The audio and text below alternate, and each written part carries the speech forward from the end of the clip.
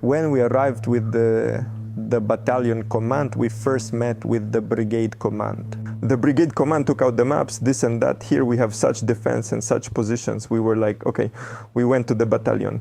The battalion arrived and they said, well, guys, it's a bit different. Our defense is like this and this. And then we directly arrived at the position of the company commanders. They said, oh no, guys, it's not like that at all. This here, and this here, well, although it's drawn on your map, it's a bit different in reality. Very often, as in previous battles and now, we are sent to cover such dangerous areas. We understand that we are in conditions of such an intense war. If we had arrived a few days later, we would have gotten even further. If we had arrived a week later, we would probably have met the enemy somewhere in Kostiantynivka or Kramatorsk. The enemy was holding the heights above us. They had fortified areas that were built by our friendly units there in the summer and autumn. And we are just in a ravine, in a pit, in a complete mess. And from those fortified areas and trenches that the headquarters drew on the maps, there is nothing there.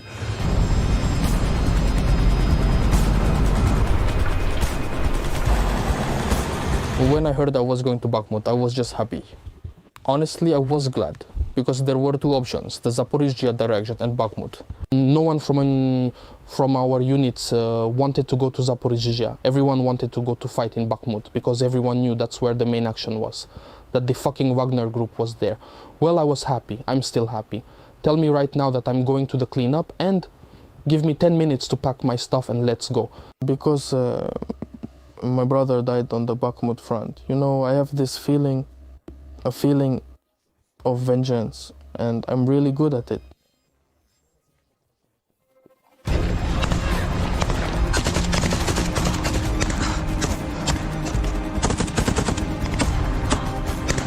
We arrived and saw that, yes, a lot of trenches need to be dug. There are no reserve positions. So you come here and there are some small knee-deep trenches dug. And the guys need to dig in. And you're doing this under intense shelling. And on that very night, we had our first fire contact with the enemy. It was quiet in all other positions. But at that moment, so to say, we engaged in our first battle. It was around 2 in the morning. We had a fire contact at a distance of 50 meters with about 10 enemy personnel, and we successfully repelled it with our means, after which that same night, it seems, there was 1 or 2 more encounters. After that, the assaults started to be constant. The enemy first approaches our positions at a distance of 20 to 30 meters. And then we push the enemy away and approach their positions through the trenches at the same distance, au dance. And this is a real men's rifle and grenade fight without the use of artillery, because artillery cannot be used here, as there has to be a certain distance between the enemy and our positions. It is mainly a war of firearms and heavy weaponry, like grenade launchers, SPGs, ATGMS, basically weapons that can target directly from position to position or can be used for maneuvering to hit enemy targets. The second day we got used to it and understood how we should operate. We realized that at night we would need to spend a lot of time working on such tasks. We understood how to use our firepower, and after that our daily grind began. If before we used to work with usually a long artillery preparation which could last like 3 to 4 hours while the enemy was firing with everything they had, mainly field artillery with which they just disassembled our positions which they previously detected. But here something radically different is happening. happening. It's not as much the large caliber artillery as Infantry 1, if you can call it that. So they are working with automatic grenade launchers, covering the infantry that advances to our positions.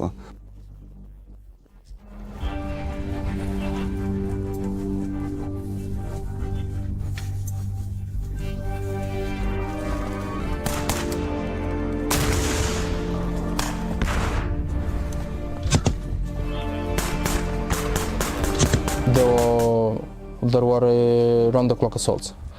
Just so you understand, the assaults could last for 12 hours. The guys didn't sleep there. The contact was 15 to 20 meters. Myron was the senior at the position most of the time. He said, "I won't abandon the position, just bring me grenades. Bring ammunition and give me fresh people. We'll hold on until the end." They allowed the enemy to approach 20 to 25 meters and simply destroyed them with grenades. To understand, Myron could throw 2 boxes of grenades overnight, just like that. I kept hearing on the walkie-talkie, "I need grenades, I need grenades." They had a visual contact with those bastards. Grenades are being thrown. And it got to the point that those bastards are shouting to them. Maybe a 5-minute smoke break, and he shouts back, "I don't smoke," pulls a pin out and throws a grenade. Well, personally, I emptied 1.5 boxes of grenades. And jerks are advancing. There was a moment when one jerk was shouting, "I'm wounded, I'm wounded." We were waiting for the moment when more of them would take him away, so we could hit more of the bastards. But no one came for him. Next grenades continues doing their job. We put many of them down, put them down well, yeah? These are groups of 30 to 50 people. They advance, engage in battle, and then retreat. If a group is defeated, another group advances. They absolutely do not count their people. Well, actually, the stories about enemies advancing in full height to assault our positions without any cover are real stories, because they have no way back. If they go back, their comrades shoot them. That's the reality. I won't say that I especially pity these people, but I'm sad that in the 21st century such an issue exists at all. They came in, that's it. I see where they're coming from. I say, yes, that's it, we're ready. Bam, we shoot from the right flank. The shelter belt on the right is not traversable. They're crawling through it, it's cracking, they're not afraid. We shoot a machine gun there, but they lay low and they don't care. It's freezing, they're lying there for 2 or 3 hours. Then bam, again, damn it, they stand up and keep moving at their full height.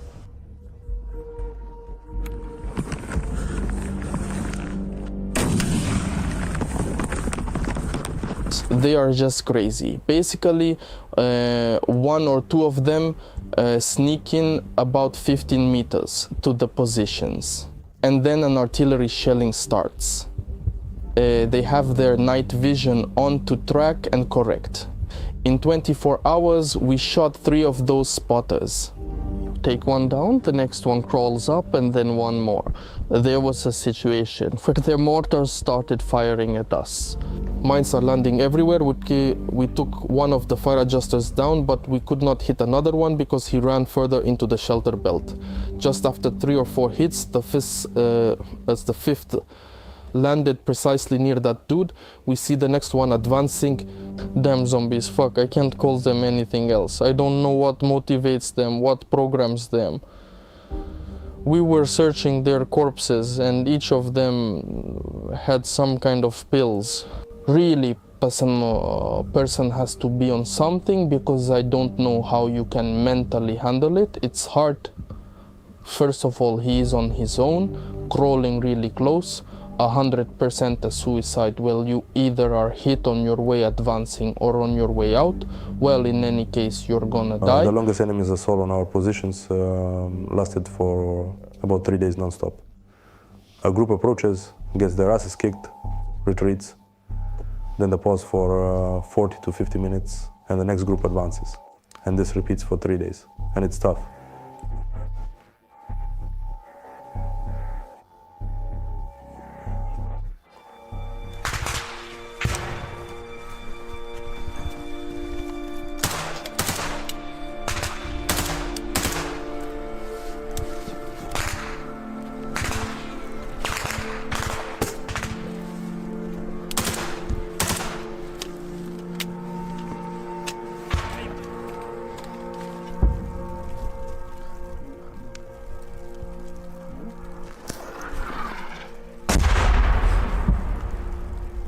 Everyone is gaining experience here. Like in Bakhmut, my infantry is gaining experience. The guys are feeling the intensity threshold.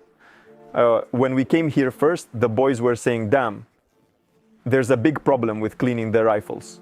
Well, so the boys shoot and their guns jam. Then I understood why. Because the guys were firing the barrage fire. And with such long bursts, you keep firing while the bastards are getting closer to you. You are shooting all the time, but you don't have time to clean your weapon because you are, damn it, spending the entire ammo kit on the barrage fire and the weapon starts to jam. And if there is a moment for a smoke break, half of the personnel cleans their weapons, while the other half stands ready, waiting for the enemy that may attack at any moment. Then they switch. The ammunition consumption is already less, because you need to shoot accurately.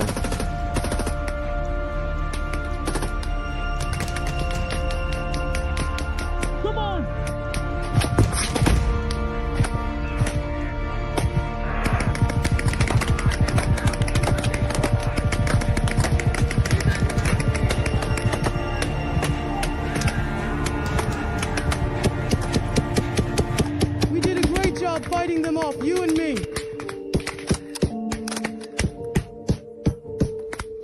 They are 8 meters from us. Fucking hell.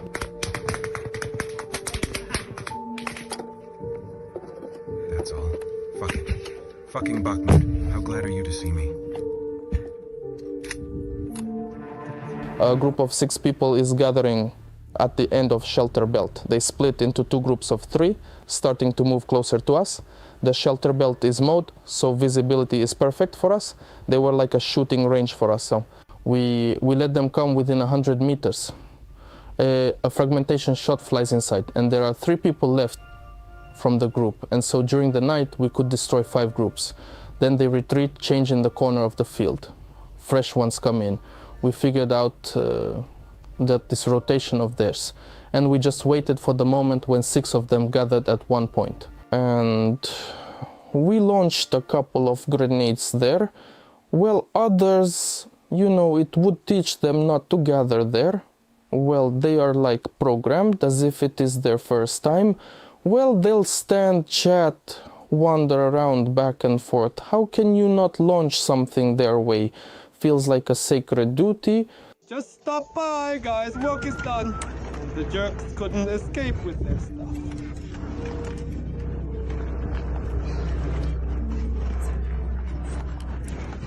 Entire prisons in Russia are emptied as they are sending prisoners to war. And not a single Russian rat will even squeak about someone's rights and freedoms being violated. Well, they don't care really, that's how it is. For example, at a certain point, instead of the Wagner group, the paratroopers came in. They acted much more cohesively, displaying a professional level right away. But as soon as their asses got kicked, they're gone. I see movement! Let's go. Copy that, Chaplain. We are working.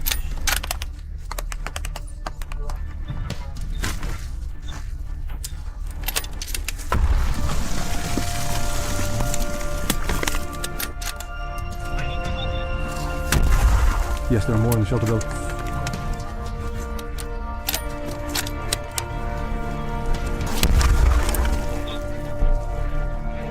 We had 2 incoming hits. We had fights lasting 10 hours, sometimes 15. These were skirmishes that constantly kept the infantry on their feet. Against us were the paratroopers of the 76th Airborne Brigade. They arrived at night, stealthily did a maneuver, approached quietly, quite discreetly. It was a real problem. We fought from 1 o'clock at night until 12 in the morning. Then we retreated because we had wounded and evacuation started. Our machine guns began to jam. We could no longer hold our position properly. These are not just ex-prisoners, but the professionals who are retrieving their wounded and dead. They move very tactically, carefully. They are well trained. They quickly approach positions and then it's hard to target them. This is their tactic. They can only return if wounded, as they are from Wagner.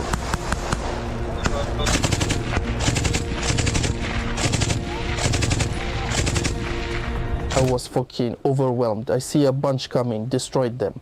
Took a smoke break, reloaded, cleaned the weapons, and the next one is coming. Destroyed those two. And that was happening all day long. How can you be afraid of this?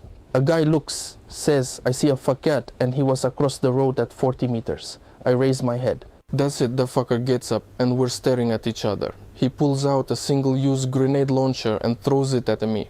It flew a bit higher. This clown is disoriented by the smoke. I took my single-use grenade launcher and hit them. Damn, I say, got you bastards.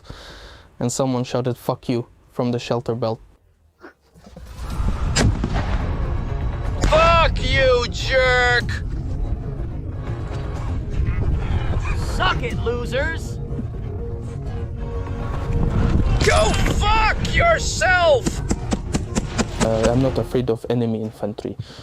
My guys aren't afraid of infantry either. Let there be even 100 of jerks coming at us. Give me 10 fine guys, give me a machine gun, an RPG, and we'll hold on. And it doesn't matter that they are advancing from 360 degrees. They constantly have random fire going nowhere. The RPGs always hit in some wrong direction. Well, there's nothing to be afraid of. They are using meat assault tactic against us, but those in the headquarters behave more smartly. Firstly, they always press into the unit joint. What does it mean? Here stands the first company and the second company. And they didn't put pressure on either the first or second company. They pressed at the seam between the units. And the first company thinks, damn, well, that second company should deal with them. And the other one thinks the first company should do it. And so they push at this spot. Here is the soil of Donbass. Here are packs of enemies. It's warm. They're getting roasted. Wow.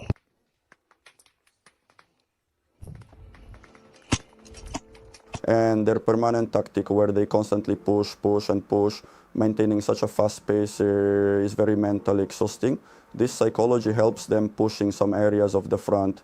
As we can see now, such a situation exists due to this tactic. They told us that the guys are coming in, let's retreat 200 meters and dig a new line of defense. And then Myron comes in. And I say, Myron, damn, well, we've got to dig a new defense line. He says, screw that. Yeah, let's better go and recapture the old one. And we set out. There was a tough battle. We changed the third company and we stayed at these positions. There is a concept called military initiative. We need to seize the military initiative, not all the time to defend yourself against enemy attacks. You need to set your own pace. Plus the guys needed to get some battle experience, cross that threshold barrier.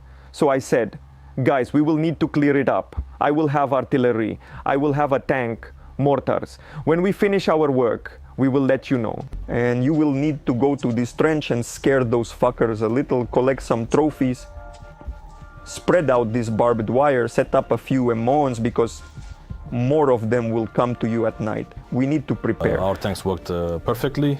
Then we had tankers who did rounds exactly as needed. There was a battle where enemy infantry approached and I had 2 soldiers from the fire support platoon. They say, oh, everything is pretty bad. Right now they are just squeezing us. We don't know what to do. When we heard that our tank was working, the guy said, oh, puff, let's grab the grenades and get to work. So there was a situation where those same tanks were working with us and performed really well. The battalion's mortars also worked very well. Overall, they did a great job. Well, and then there were fire support teams. Now our platoon's fire support also helped the infantry, covering them as much as possible. What is good about our brigade is that we have many officers who do not have Soviet training. They do not operate according to the old military manuals. In other words, people are creative because war is art. Hey, what's this? That's Browning. Get Browning over here.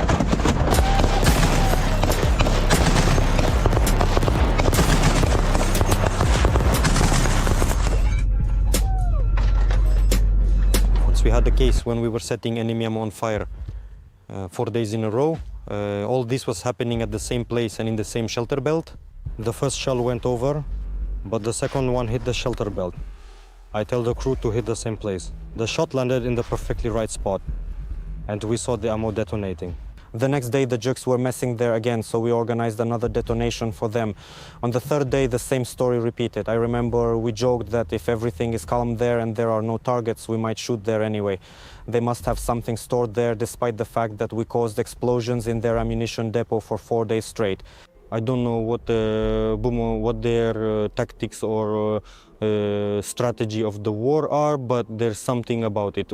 Plus, our second assault unit has well-coordinated work with unmanned aerial vehicles, drones.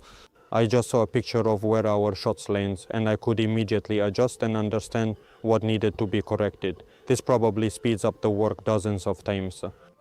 The drone operators are often underestimated, though in reality they risk their lives. Even enemy drones reach a new level. As technology is advancing, war is the best driver of technological development.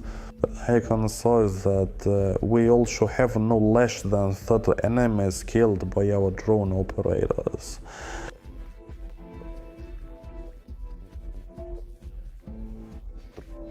The fuck, Randall? Rounding.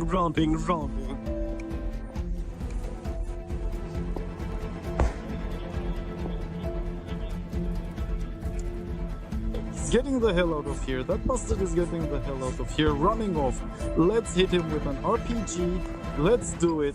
We broadcast live feed from the drone to the entire battalion. The broadcast is on the common channel, so that the battalion, the company, and especially the company commander can control the battle, where to cover, where to retreat, and if the guys are requesting evacuation, where the vehicle should arrive, where the artillery should suppress, where the enemy concentration needs to be blocked. Well, there are many nuances. This is it's a remote detonation.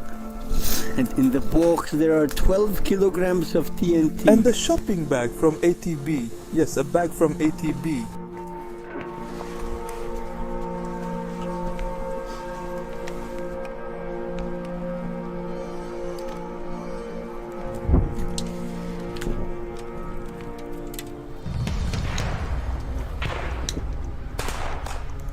Here's a car peeking out. You don't know what to do. You don't know what it is. 4, 3, 2, 1. Bada boom. It fucking blew them up there. We have many heroic deeds of our fighters. Overall, the soldiers perform perfectly, even more than 100%, especially the infantry. For example, the chief sergeant of the 3rd platoon with the call sign Greek, during the enemy's offensive, the 63rd Brigade lost position, specifically the strong point which covered our flank. The enemy started advancing to our rear, and Greek, along with the platoon medic, Scar, and also another person from the 63rd Brigade, did a counter-offensive in the direction of the enemy's position, having pushed them back. Engaging in combat, Greek even decided to launch a counter-attack, crawled to the enemy's positions. A grenade battle began there, and unfortunately during the contact a bullet went straight into the artery, and sadly it was impossible to save him. It was a heroic deed. A moment when the machine gunner of the 1st platoon was working, set up 2 machine guns and automatic weapon just running between positions, creating the effect like there is a constant presence of our forces. The enemy, when approaching, just shouted, "There, shut the fucking machine gun down," and he kept working, and until the last moment, until the machine guns jammed and retreating. He even took the machine gun with him. This is the guy, call sign Vajag. They even threw a grenade at him and he covered his comrade, and the grenade didn't explode, for example. I can list a lot of such deeds during only one battle, but the 2nd platoon, which placed a 60mm mortar in the open field just to support our directions and was openly working to somehow distract the enemy. There were many such moments. The sniper platoon was working there too. Machine gunners of the fire support company who worked at night based on their professional judgment. Mortar men who learned to operate the 82mm mortar at night, placing 2 mines in one spot. So there are people here who the realities forced them to learn to fight correctly, professionally, and respond quickly to the enemy. We have a battalion psychologist who works with the soldiers and provides me with reports. Our soldiers are very satisfied with the management at the squad platoon level. Though they do not understand how the company battalion works. I am totally satisfied with the management level of the company. Well, it's not for me to judge about the battalion. That is, at each level, the commander must make decisions that are appropriate to the situation that is happening at the moment. If these decisions are not made, or if these decisions are made incorrectly, or if these decisions are made untimely, this can have very tragic consequences. Why some units fail to operate properly? Because at some level there is a missing link. Well, it doesn't work as it should be. It's a living organism. It's like, you know, a human being. When your kidneys fail, you cannot continue to function. Despite the fact that your heart, liver and all other organs being normal, you don't have kidneys. The same with the army. Everything should be coordinated. Right now it's defense time. We are not conducting any assault actions at the moment because offensive actions require even higher professionalism. First, companies and battalions need to learn to hold the defense and not retreat. Learn to analyze. Datsik is right. War senses your fear. If a person doesn't control their fear, they're likely to get hit.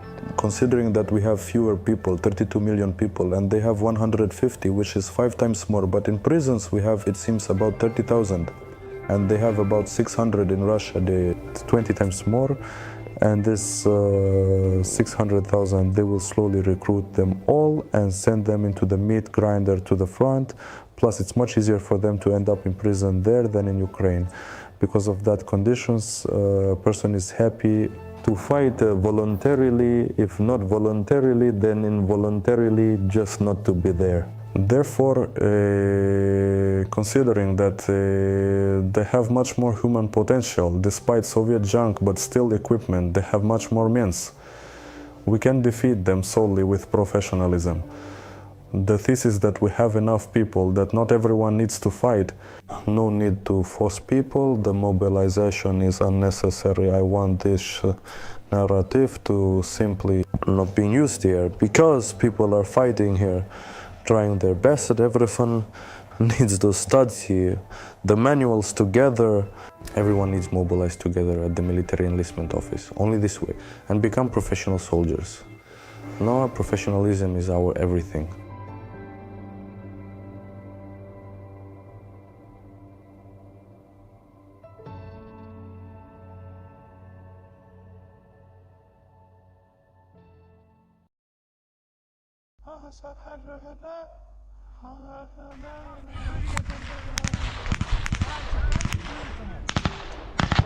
Берет с собой.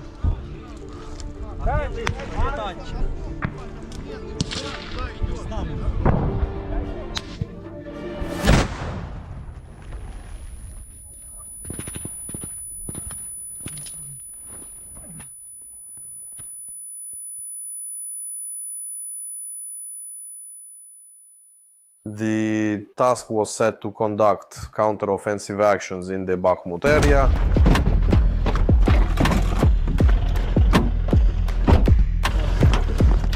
It was necessary to stabilize the situation around the city and drive the enemy back from the position they had just occupied. Let's go, let's go, let's go!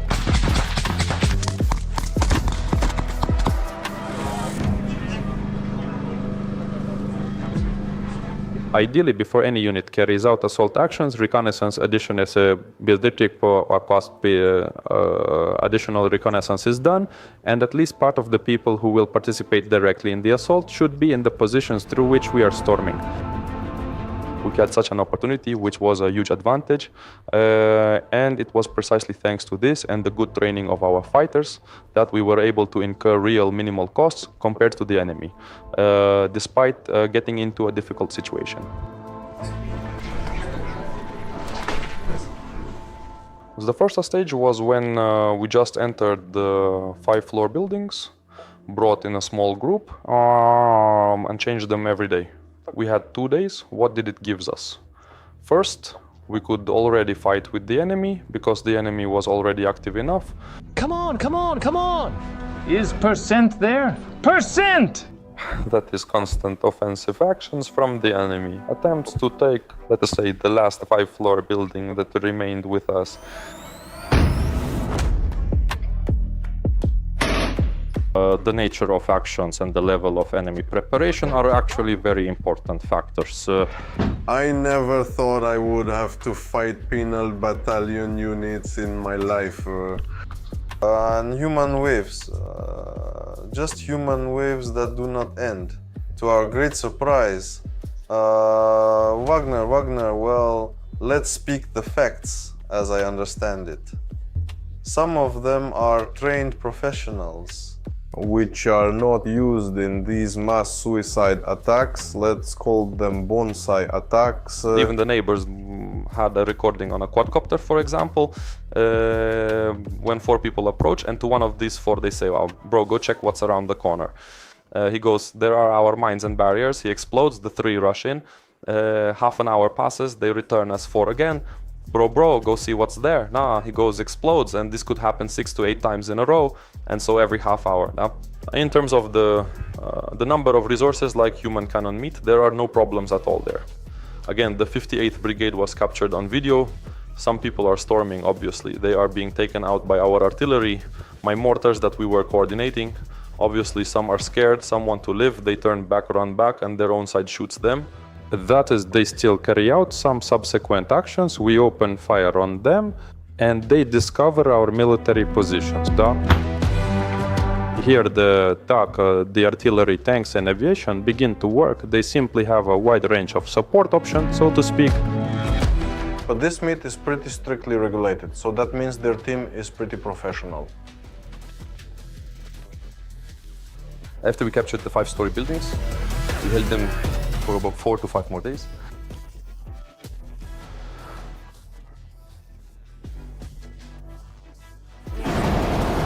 We held our positions, identified enemy fire points, and bombarded with our mortars and artillery.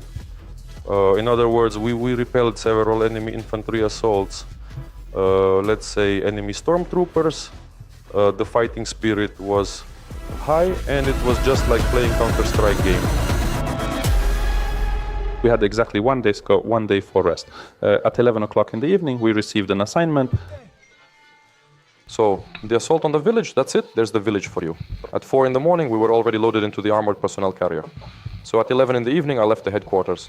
At 2 in the morning, I was still issuing machine guns to the neighboring company. There, a tripod. In general, we were also exchanging some equipment that we needed. By 1:30 in the morning, we finished. I finished at about 2 or 2:15. At 4 in the morning, we were already up, so at 4:30 we were already loaded into the vehicles. All orders are given over the radio, everything is executed, and then it turns into a mess, chaos, explosions.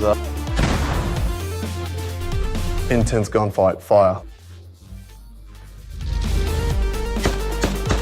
In our battalion, we have a spirit that if there is a task, we do everything.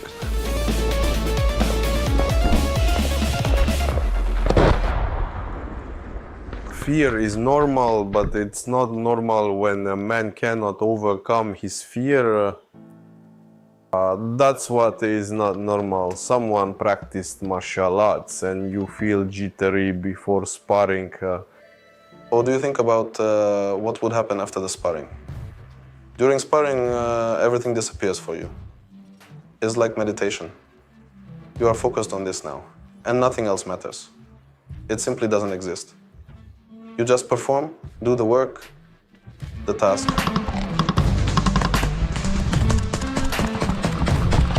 And that's all. That's all. Yeah.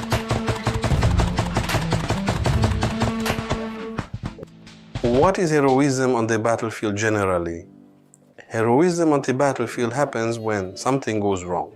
When everything is going normally according to plan, there is no place for heroism. It's just getting the job done. Heroism occurs when something is extraordinary and goes beyond the ordinary.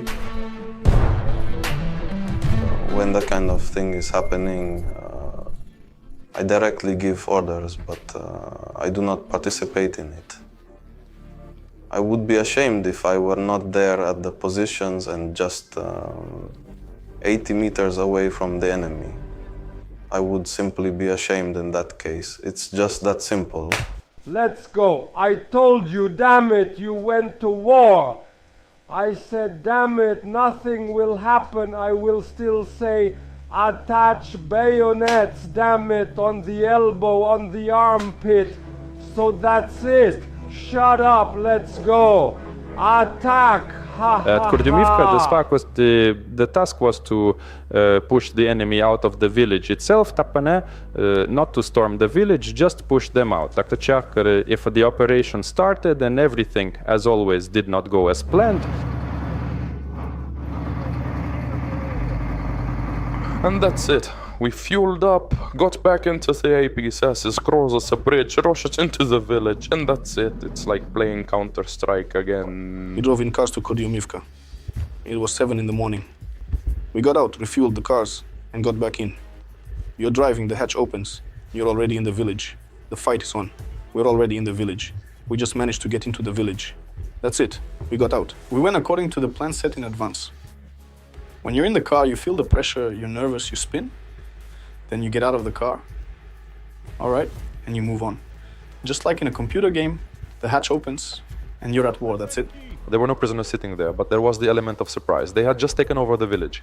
I understand why so little time was given for preparation, so that they wouldn't have time to dig in, secure themselves, settle in, and everything else. That is, we had to immediately take it back.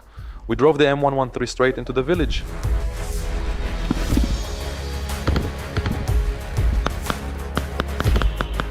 Calmly opened the hatches, we went out and started killing all those who came out of their houses. That is, they just came out of their houses, and the guys shot them, plainly. They didn't understand at all what was happening. Everything worked out, everything was great. Let's move quickly in pairs. But many of them died there, of course, a lot. When you kill some of them, the mood lifts, and so the fighting spirit rises. I was in the center, in the most interesting part. In my group, in the first vehicle, I was following my platoon that was advancing along the central street. What was given to us, for example, 5 hours of time, we have done in about an hour. The bastards didn't have time to understand that we were already in the village. We took the position that was assigned to us for a day. We occupied almost half of the village in an hour. We went in ways they didn't expect us to come out. What is needed is to act unconventionally, boldly, very boldly always, and with character, because character decides. So if we press them, we press them. They have nothing to counter the audacity of our infantry. We simply burst into the settlement, on the move, overturned the enemy, and completed the task for the day in just 2 hours. The enemy was literally shot down there, even during smoke breaks. That contact there was literally 10 meters. The closest contact we had was 10 centimeters. When our guy called, come here, and he ran to him closely. He asks, are you ours? And he was like, yes, Russian, bam. His head literally flew off, like, wow. And we're like, you really tricked him there, for sure. And there were other guys there too. About 70 meters away from us, we see them running. We're like, guys, over here. Over here. They're like, all right, they're running towards us. They ran around. And the guys, boom, it's all done. They rolled over there. A group that was trying to reach us was at a certain distance where our flanking members were supposed to be. We were trying to call them over. Guys coming here to us, they listened, they came to us, and we just killed them.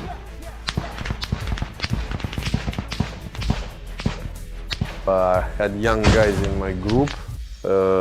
It was their first fight. He showed himself very commendably. They followed orders without doubt. No one questioned what we were doing and what needed to be done.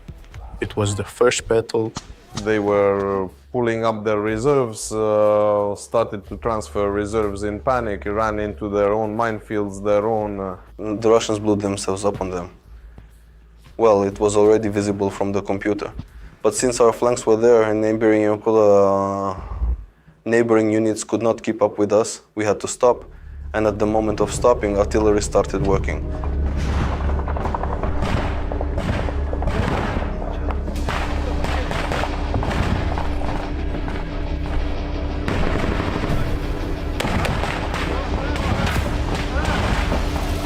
The artillery began working intensively. Guys, don't stand around! Come here! The artillery is about to start firing! There were between 18 and 29 shots fired at the same time. That's how many barrels were working in this small area. Ramadan chick, let's move back a little We bit. cleared up to a certain border of the settlement, secured ourselves and waited for our comrades who were supposed to align with us and continue our actions further. Well, something went off plan for our comrades, and accordingly the entire assault went off plan. So we had to act according to the situation, so to speak. When the guys are advancing, I'm also moving along with them, and then I realize we're starting to get surrounded. That's it! That's it! An anti-tank guided missile hit my M103, missed, and we realized that the road we were driving on, as there was no other, was completely under fire. It was targeted by an anti-tank guided missile, and then an SPG joined in. The enemy regrouped and started striking, began to surround us. Accordingly, we started a gradual retreat to avoid complete encirclement, because right now they were just adjusting their fire. We gradually withdrew, but some people got very far ahead and consequently were cut off. The first platoon, the small platoon, moved along the left flank. On the right flank, the percent platoon was advancing. The small one was already surrounded from two sides. It turns out they were surrounded because the flank was open. And they calmly simply entered, let's say, and attacked us from behind. This is how glory is won in sweat and blood. Here is our werewolf. My group found itself in a deadlock situation where enemies were advancing from all sides. You couldn't retreat because enemies were pressing from behind. You couldn't go sideways because enemies were pressing, and support groups were also advancing from the front. And we were informed via radio that 40 people were moving in support from the direction of the quarry, just like that. Hey kid, we have a lightly wounded here. Let's pull back. Let's On an escape route, started moving away, shifted about 100 meters to the side, and then we realized we were surrounded. I decided to take defensive positions, set up a circular defense in the building, and look for the right moment to get out, because there were no other options. After which I ordered the little to fight his way out of the encirclement at the moment when the percentage platoon was supposed to provide them with cover. So there were not many options left. Then the percentage platoon was commanded to break through to the first platoon to extract them and then get out of the fight together. It was necessary to pull them out to the positions where our neighbors were, but it turned out that enemy forces were already there. We found out about it during our maneuver. The first time they tried to do it on foot, it didn't work for them on foot because we initially attempted the assault with a very small number of people. Ideally, the minimum number of people for storming this village, at least for our group, should have been at least twice as many. At least. That is the absolute minimum. It was then decided to use the M113, that is as cover and as a quick delivery of personnel to the Littles group. We took a car, we grabbed a couple of volunteers, and decided to make a mountain maneuver, get to them, and pull them out of there. Because we didn't fully understand the positions, where they are located, the structure itself. We drove a little to another street. Then there was a communication issue. That is, the first platoon reported its position at one point. I, the command, relied on this, and the second platoon, Prozen's platoon, also relied on this.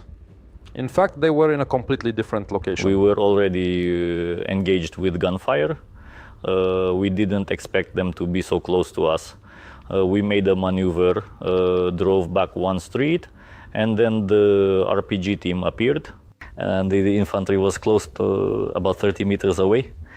And we had the back door open. The guys were very brave and shot the RPG gunners. These orcs ran to hide behind a metal fence. It's not a very good cover. The guys killed them too. We drove on, crossed another intersection, and another RPG shooter was already firing at us. Phew, well, the rocket flew by. We're like, well, got lucky. The guys also pushed a bit on this. We made another maneuver. We left, moved over there. Again, communication realized that he's not there, meaning not where he reported. A decision is made for a second attempt. Already. And already tried a second time to break through to our guys. They were already surrounded. A heavy fight began. Naturally, we exposed ourselves. Fire from a grenade launcher started on us. We began to fight back. We rolled back a bit, back to our positions. They moved back, secured the position again. There was another attempt to gather a group to break through with infantry. We already more or less knew where the enemy forces were, which buildings they occupied, and how to cross. On the other side, there was also reinforcement, such as enemy reserves, and they started pushing us back. 9 o'clock. So we had contact at 12 o'clock, at 9 o'clock, and those who came from the right flank at 1 o'clock. So they started pushing us back and effectively cut us off from our guys. So getting through to them was already unreal. The fire was very intense. We shot back. Before that, we also identified their machine gun crew. It came in, it did not see us. It started firing in the direction where they probably thought we were. Just like that, our guys with character ran in, disassembled from the grenade launchers, threw grenades, then they all retreated. Then the intensity of the fire kept increasing.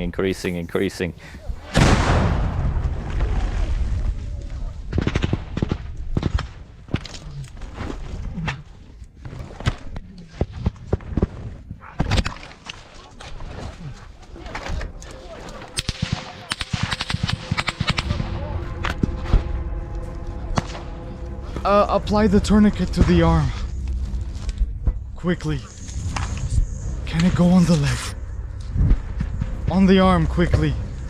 Come on, tighten it, Then I made the difficult decision to order a retreat instead of pushing forward to join the group from the first platoon. This is my responsibility, my decision. It's debatable. I still argue with myself whether I made the right decision.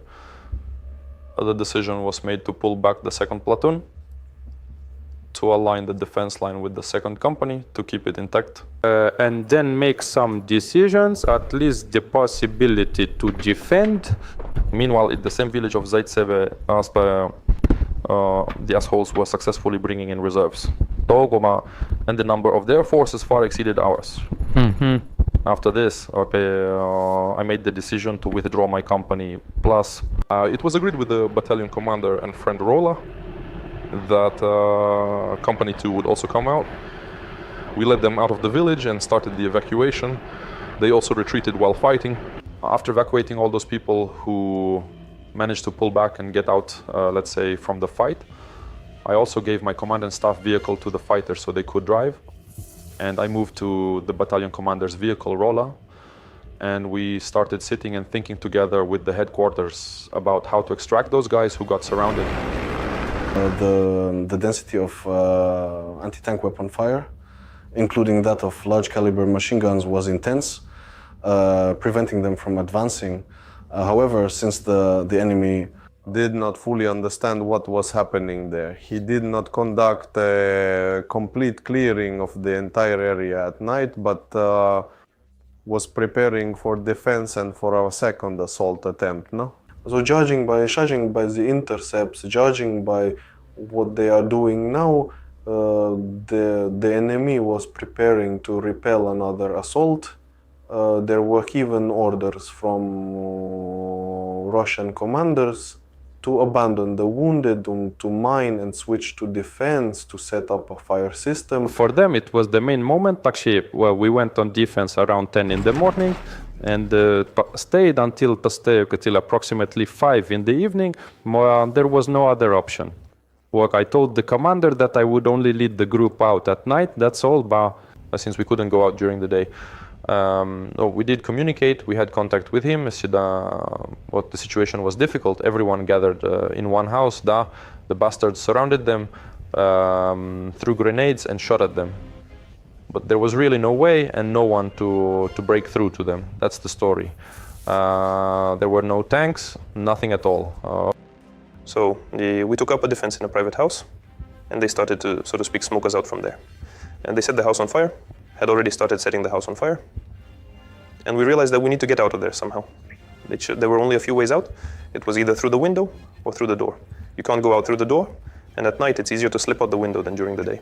Then it got dark. Our house began to be successfully set on fire because we had been sitting in the house for a very long time. They couldn't reach us from there in any way, not with grenades, and grenades flew into the windows.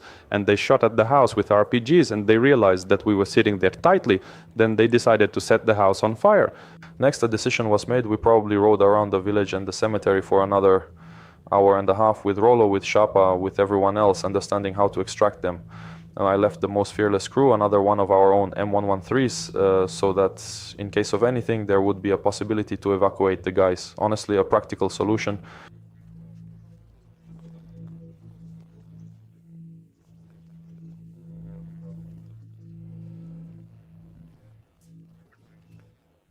Really, there was no real working solution, just really wasn't. My second tough decision was when I realized that either I gather the remnants now, well, I had 15 assault troopers left in action at that moment. So either I take these 15 assault troopers now and go to storm the village. Again, with reserves and risk losing them to Ospar, or think of an alternative plan.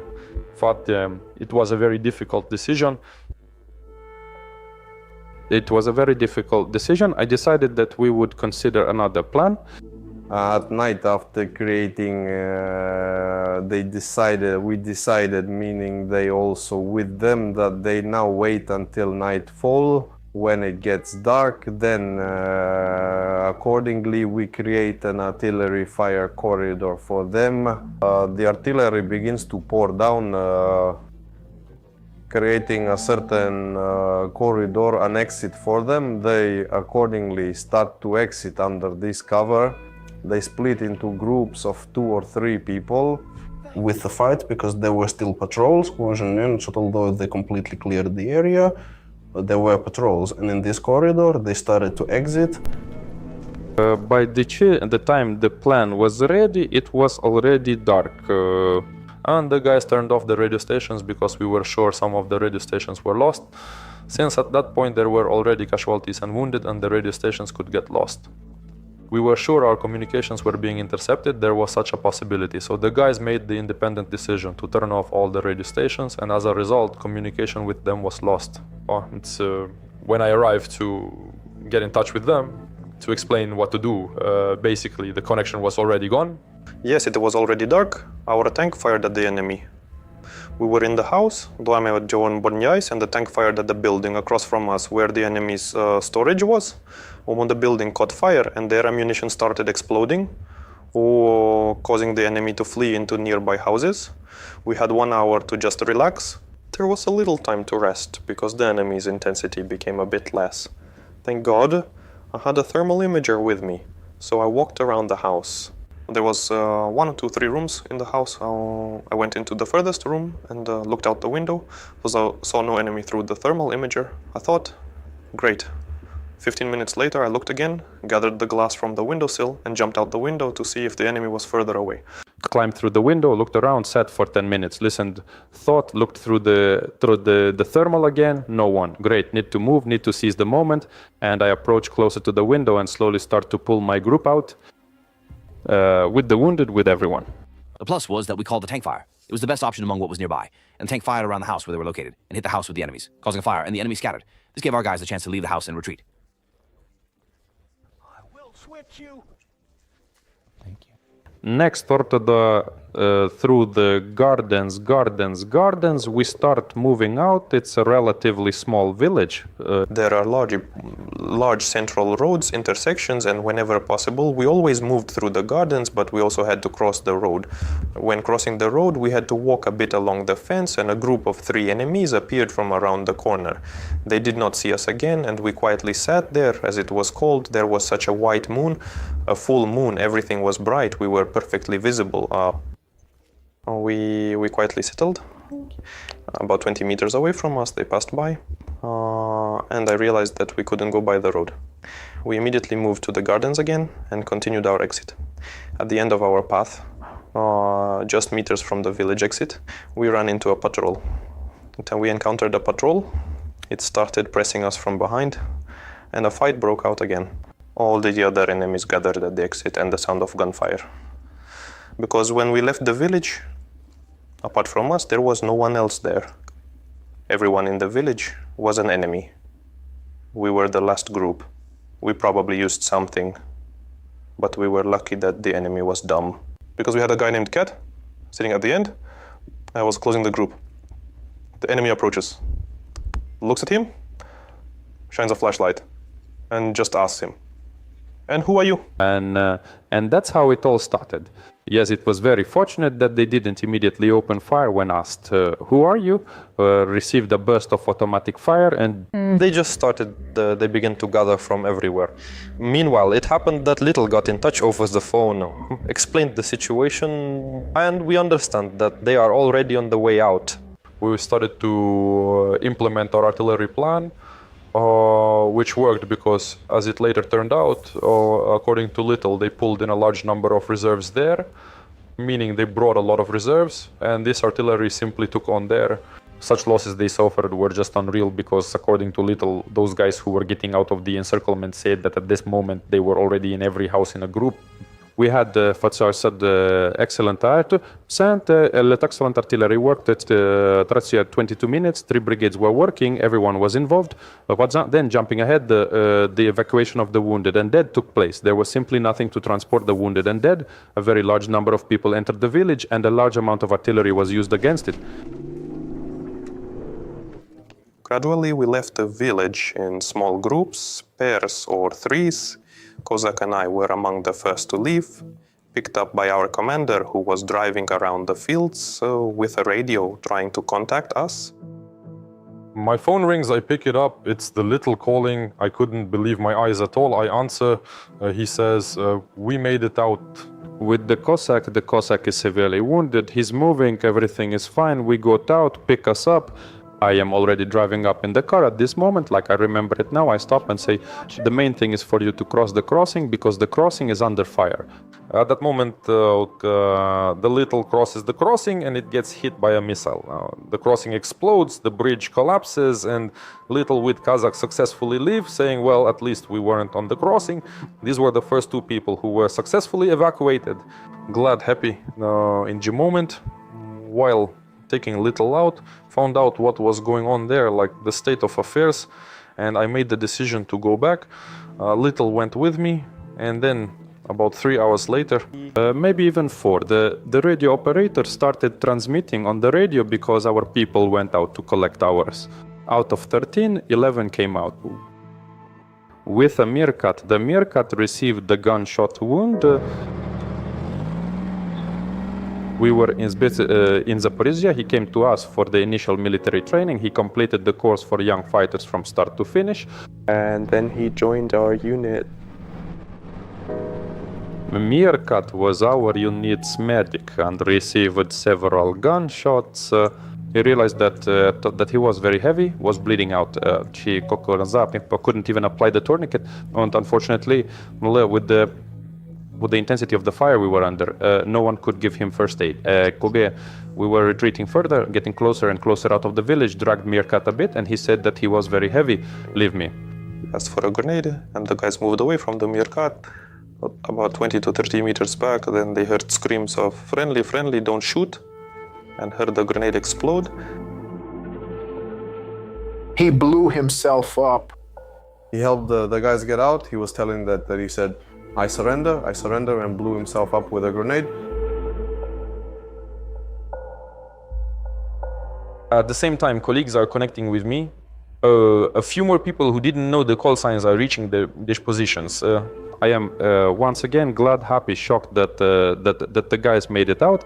Then it turned out, how did you know where to go? You were already disoriented in space. We looked from which side our artillery was working and decided to head towards the artillery. And that's how we got out. Well done. They remembered, so we ended up at the positions of our neighbors. Some people were evacuated. 2 people, including Beaver and Porthos, came at night to the neighboring positions and escaped the encirclement. And the neighbors said, oh, we are just short on infantry here, sit down, you'll be on guard. They stood on post until morning. It's time for evacuation when the guys will also be transported during rotation. Shishpo, the vehicle arrived, and luckily all the guys were seated on top. The vehicle was heading for evacuation, but it got hit by a missile in short. There are casualties in the vehicle. Our guys were just thrown off from the top. I think, damn, the guys broke through the encirclement. They fought with the jerks at the positions at night. And at the end, they got hit with an anti-tank guided missile while on the transport. But overall, everything is fine. They got up, shook it off, cursed a bit, and moved on. A new transport arrived. In general, they say, like, okay, we will get there on our own, no need for another transportation. In general, they went on their own way to exit. Then they got into a car. To Franz Kiefner, the commander of the 8th Company, respect and honor. His guys saved a lot of our boys, helped a lot with evacuation. Real respect and gratitude to Skiff. We still keep in touch with him.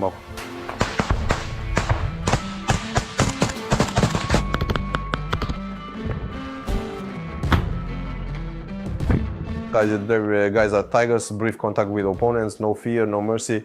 Pure task execution, close combat, breaking into enemy positions, landing on positions, deploying already on enemy territory.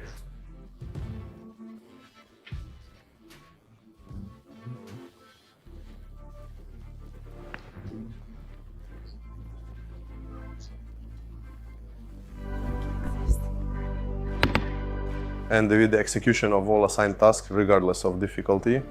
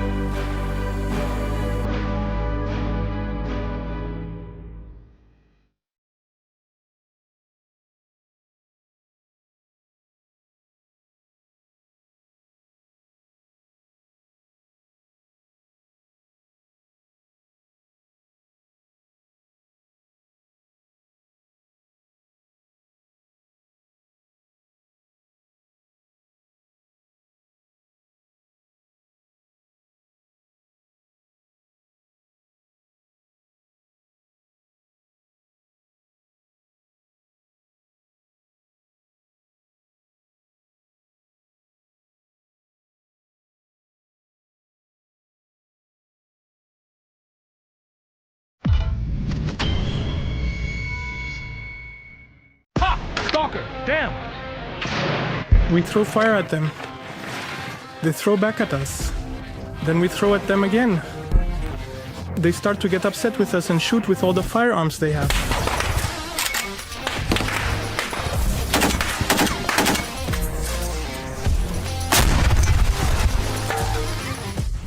Damn, it's smoky, huh?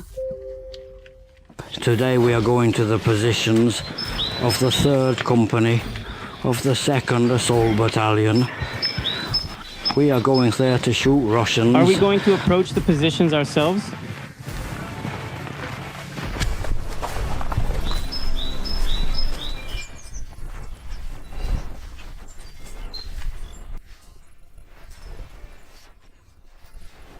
Look, here comes the commander all dirty. That's a true warrior. And you guys came all clean. Just kidding, my friend. So, will you take the zucchinis? We can take one.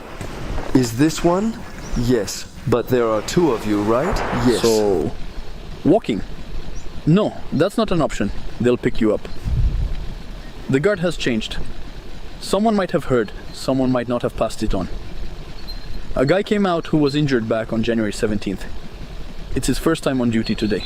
Nobody knows here. He comes out, says, I look and the jerks are climbing up. I start waking him up. He gets up half asleep.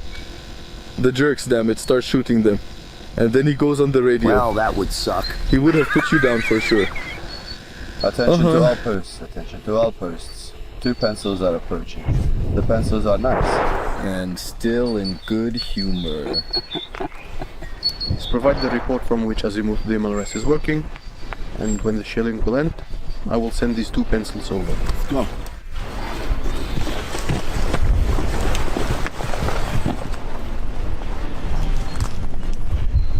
Are you a bit tired? Not at all.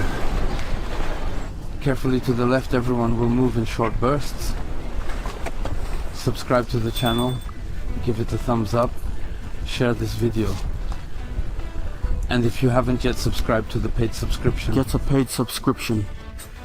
Because a paid subscription is extra armor, extra weapons, and extra equipment for fighters. Support.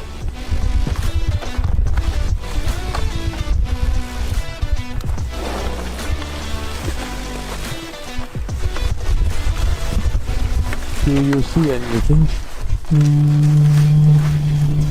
Everything is clear. We regularly use a thermal imager, usually at night when the fuckers may crawl up.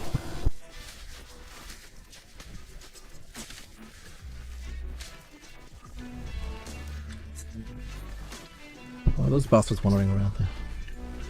They can go down into the ravine. Over there on the right they have an observation post. Here you can't switch between different modes. But during the day you turn on red light and everything is red. So it's better to turn on white hot or black hot during the day. And at night it's better to turn on red mode. So there is a 4x zoom. Right now I set it to the maximum and at night to the minimum. And like this, yes, like this, when they approach you about 10 meters, then you can already see something glowing in front, but if it's further, the light disperses and you can't see it. I think they have an observation post in those bushes. Those bushes are the ones, and literally about 20 meters, you can already see the observation post. Even from here, brother, you can see the bushes. And behind them, the black worm too. By the way, when we were still there, in experience, nobody really knew anything. Maybe a rabbit would be running there. Well, for example, a rabbit is running nearby, but it seems to you that there's a guy running far away, you know? And it happened, the guys there would shoot at rabbits with grenades. And the boars have this thing that they walk in a line. Keep you a distance. That is, dude, they keep a distance crazy. between each other. You look, well, not 7 meters, but damn, you look at the group leader. But everything else is cool, basically. Well, it's quiet now. You can run across.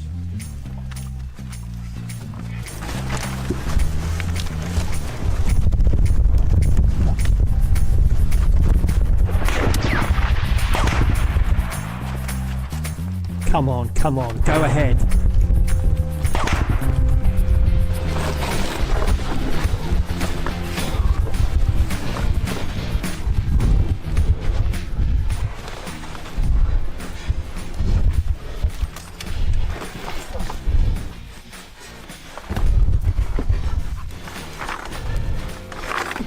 St. Nicholas came with presents.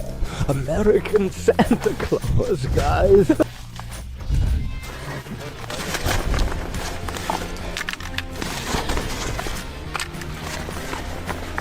I hear your gifts.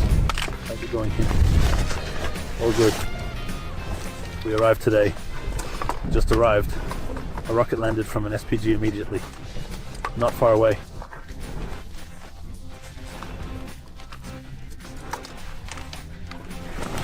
So these bastards used to shoot these cumulative rounds.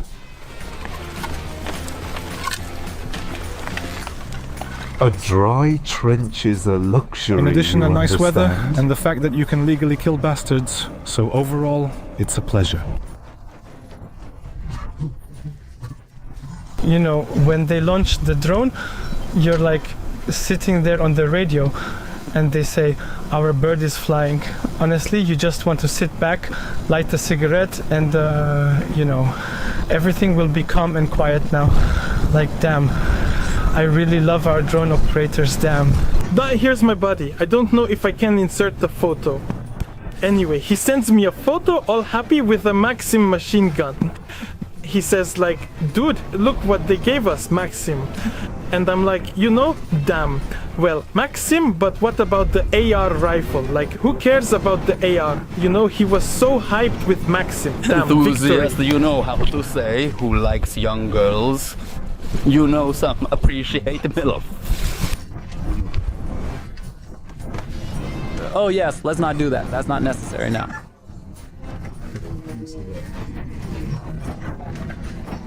For 15 minutes, I got a piece of shrapnel in my hand and I'm angrily leaving the position. So it was a great fight, you know. I was so pumped. We're just shooting, yelling, going at it, and those bastards are trying to shoot back. Anyway, a shrapnel hits my elbow and I'm like, ah, damn, anyway. And then I escaped from the hospital. Yeah, yes, and rightly so. Well, he really wanted to be here to fight. They wanted to check if he was mentally okay, because he didn't want to stay in the hospital, but wanted to go back to the trenches.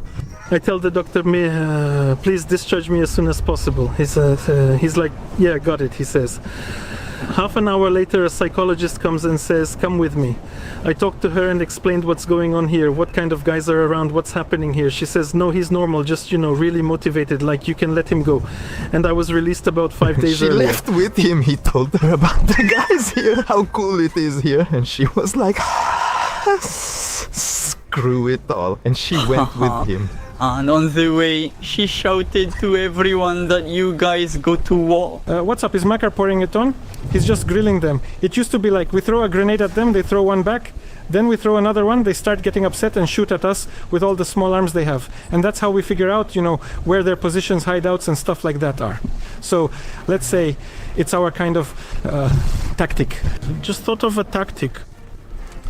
Right now it's like, you know, we're kind of throwing... They basically are either stupid or what, or already offended by us. You know, they don't want to retaliate. Well, it's a bit boring. Probably should go dig something. Well, I think we'll get them stirred up by evening. There is such a white little tree there, you get it? Yes? You get it, right? Yes? To the right of it, yes. A little more to the right and further.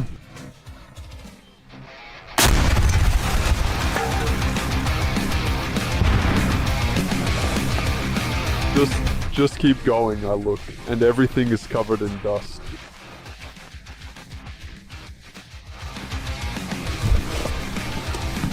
I asked the operator if everything's fine. He said yes. The American toy is very fun. I like it, but I want that 6-barreled monster. Here for 100 meters, right? I like to shoot, basically.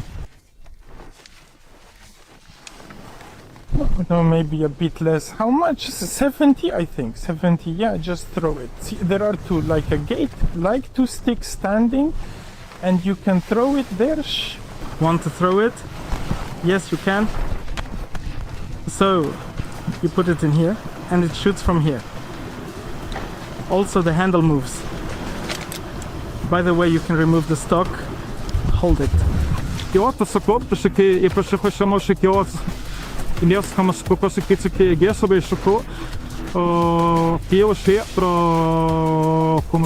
Spit on it, grease it well, and you can kill. Far away.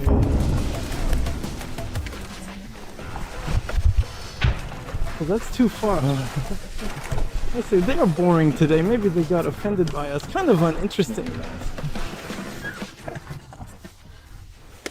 Look, no joke, I can seriously say, if you don't want to properly learn how to shoot from an underbarrel, or Soviet or American one, really play Stalker, I swear I learned to shoot in Stalker, damn you. If you want, I can hit any spot. Just tell me where. Let's do it. Because I don't believe you at all. That's a damn mess. I'll shoot without aiming. Watch, this one will land right before the shelter belt. Huh? Stalker, damn it. Damn.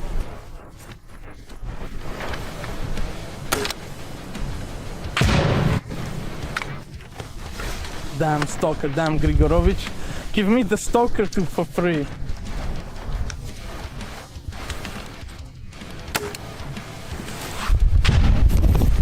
We are from Lviv, we are shooting.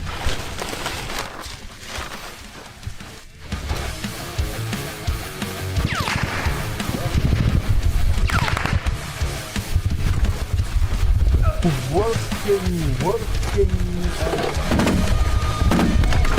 Wait.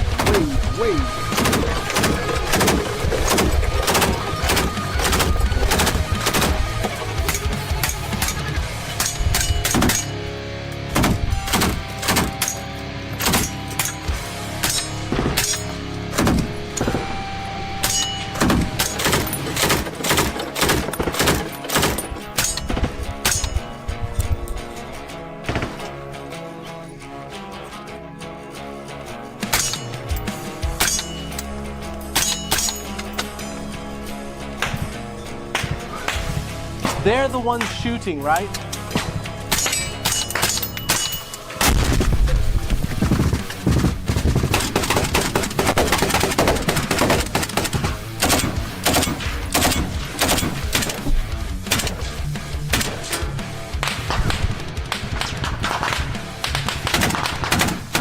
Attention all posts. Our boat is taking off.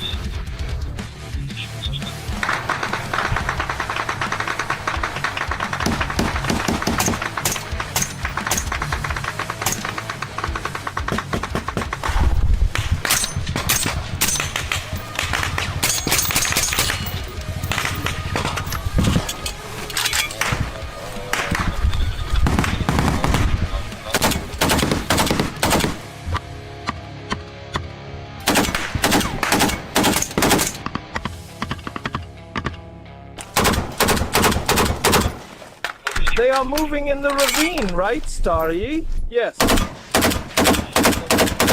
Guys, cover me now. We're going to work with shrapnel from an RPG.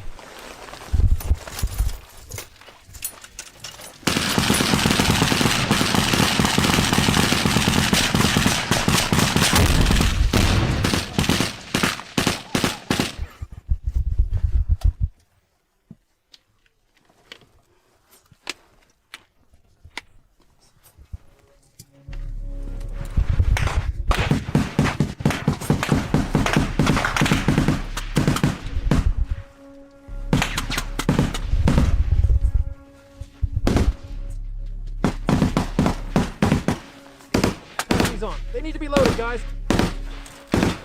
I already gave the magazines to load. Yes, I passed it on. One more. I don't have a Zinc 5 here. Now you will get some, fuckers! Are we shooting more with the RPG?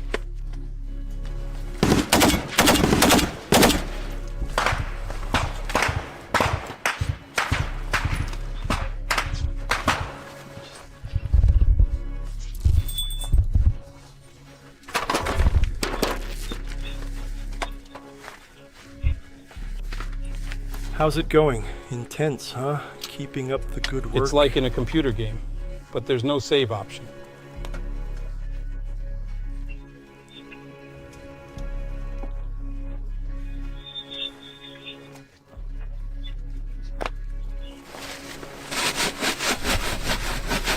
Medical backpack must be prepared. Afterwards, please give me a report on what Want was a joke? completed and the amount. Russians, how do you like these jokes? The earth got inside. Feel the taste of spring.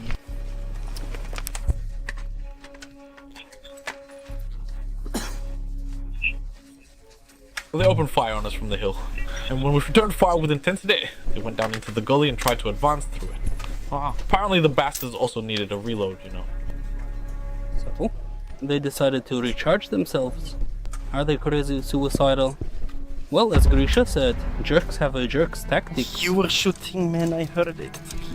You know? I heard the silenced gun like...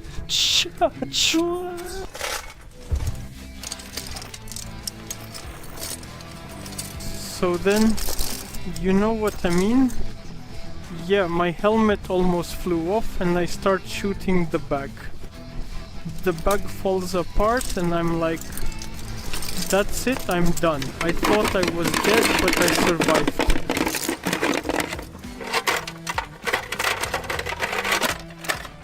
And the bags gave me a hard time there. I was in such a position, you understand? It's not even in the Kama Sutra. War. Come to the war. It's nice here. Learn new positions, new sounds, a lot of great impressions. A lot of great experiences. Come to the war. The war is interesting. In war, you immediately develop both mentally and physically. Plus, there's always a Ukrainian Cossack spirit.